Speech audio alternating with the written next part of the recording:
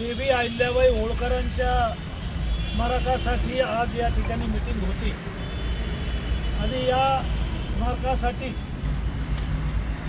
आपल्या जिल्ह्याच्या पालकमंत्री पंकजाताई मुंडे यांच्याकडे कपिलजी देहकर आहेत, धनगर समाजाचे आमचे पदाधिकारी आहेत, जालना शहर आणि जिल्ह्यातल्या लोकांची मागणी होती। समाजाची तर मागणी होतीच, पण लोकप्रतिनिधी म्हणून आम्ही हा विषय पंकजा मुंडे आमच्या पालकमंत्री यांच्याकडे लावून धरला आणि पंकजाताई मुंडे यांनी जिल्हाधिकाऱ्यांना आदेश दिले आणि 3 कोटी रुपयाचा निधी मंजूर केलेला आहे।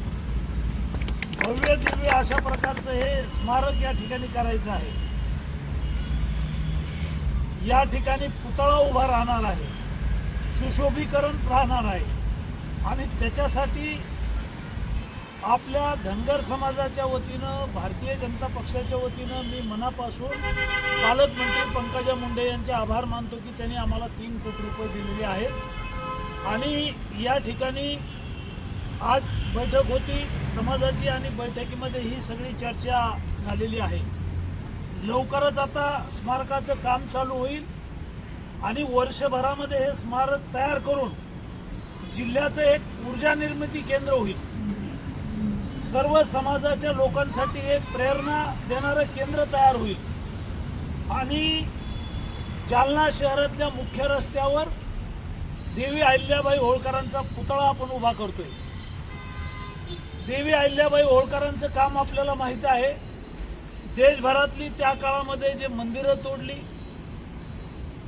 त्या ठिकाणी देवाच्या मूर्ती तोडल्या, विटंबना केली आणि देशभरातले मंदिराचा जीर्णोद्धार कोणी केला असेल तो देवी अहिल्याबाई होळकरांनी केलेला आहे। गावागावात पिण्याच्या पाण्याच्या बारव त्या ठिकाणी बांधल्या गेल्या देशभरामध्ये।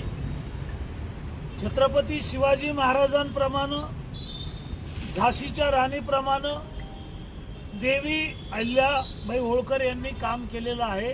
त्यांची प्रेरणा मिळावी म्हणून या ठिकाणी स्मारक बांधण्याचं ठरलेलं आहे आणि आज ती बैठक झालेली आहे।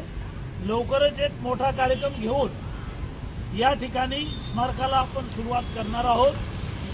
सर्व धनगर बांधवांचे मी आभार मानतो की आपण पुढाकार घेतला, आमच्या सर्व पदाधिकाऱ्यांनी पुढाकार घेतला आणि या ठिकाणी स्मारक करण्याचा निर्णय घेतलेला आहे।